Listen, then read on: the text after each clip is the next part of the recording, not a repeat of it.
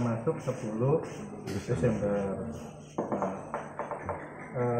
kalau kita bicara tentang KIPI, itu memang KIPI itu bisa terjadi sesaat setelah vaksinasi.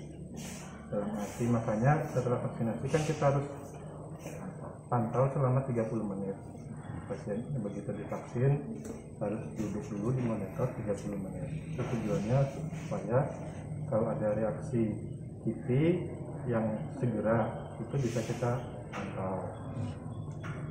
Pulang pun harus kita beritahu ke yang sudah divaksin ini, kalau ada keluhan tolong lapor ke petugas puskesmas atau petugas kesehatan.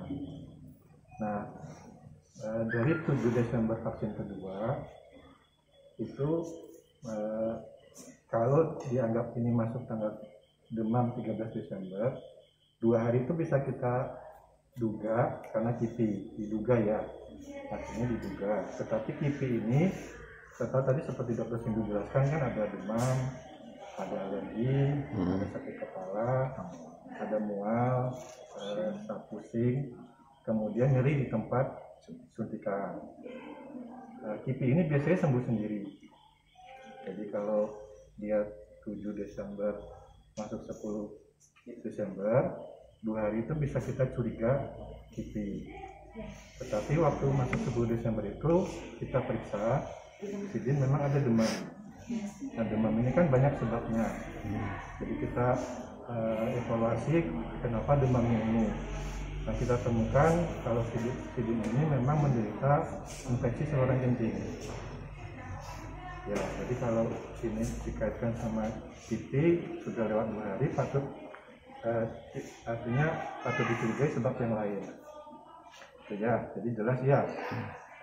Saat setelah vaksin dalam waktu 48 jam. Lewat daripada itu kita patut curiga sebab yang lain.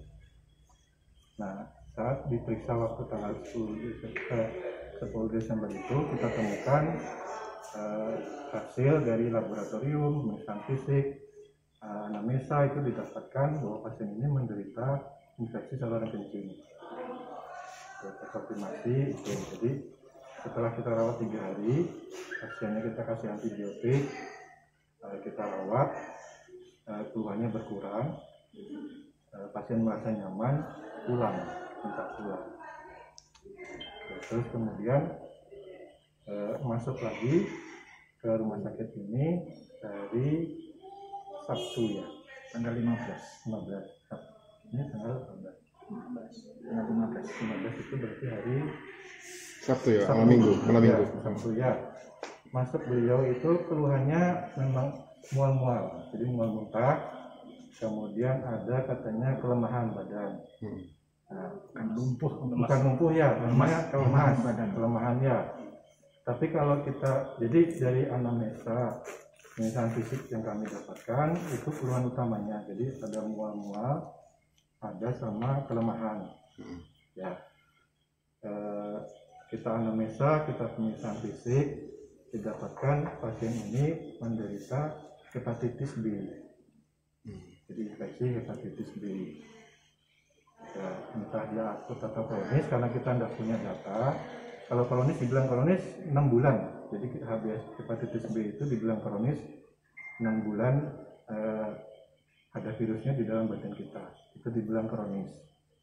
Tapi karena kita tidak punya data, kita anggap ini hepatitis B-nya akut. Tuh. Terus kemudian ada gejala lain, bicaranya katanya pelo. Ya, terus kemudian ada matanya katanya, gangguan di mata. Nah, ini kami konsulkan ke dokter neurologi, spesialis neurologi saraf. Jadi dari keterangan beliau ini masih kemungkinan ya, artinya butuh pemeriksaan lebih lanjut. Artinya dari gejala yang ada kelemahan di saraf nervus ya, nervus 6 sama 12. Nervus 6 sama 12 ini memang untuk kalau nervus 6 untuk pergerakan mata, kalau nervus 12 untuk pergerakan lidah, sesuai dengan gejala sidin. Kemudian ada juga kekakuan di leher. Kekauan di leher ini kita duga Pak ya, artinya diduga ada peningkatan tekanan di otak. Kemungkinan penyebabnya satu infeksi, yang kedua massa atau tumor.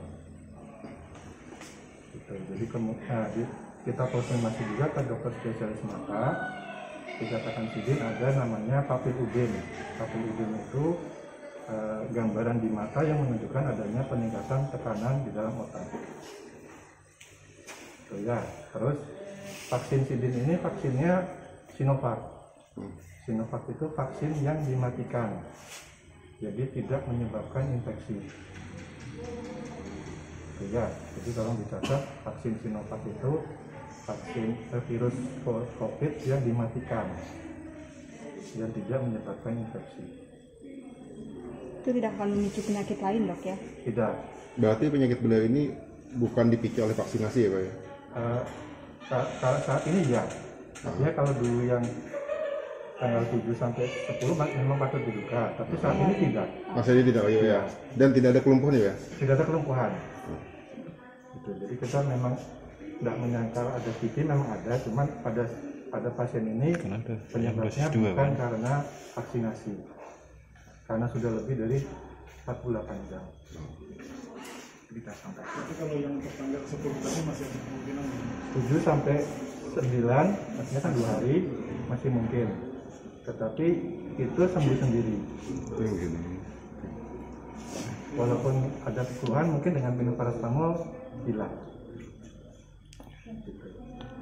Jadi kalau jangan, artinya kita ini virusnya ini kan baru, kita nggak punya antibodi, jadi kita ini diharapkan dengan vaksinasi ini kita 70% itu semua punya antibodi supaya pandeminya cepat selesai.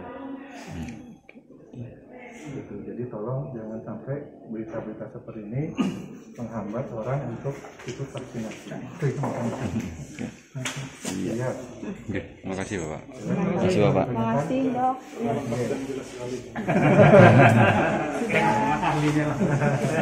Intinya vaksinnya tidak memicu.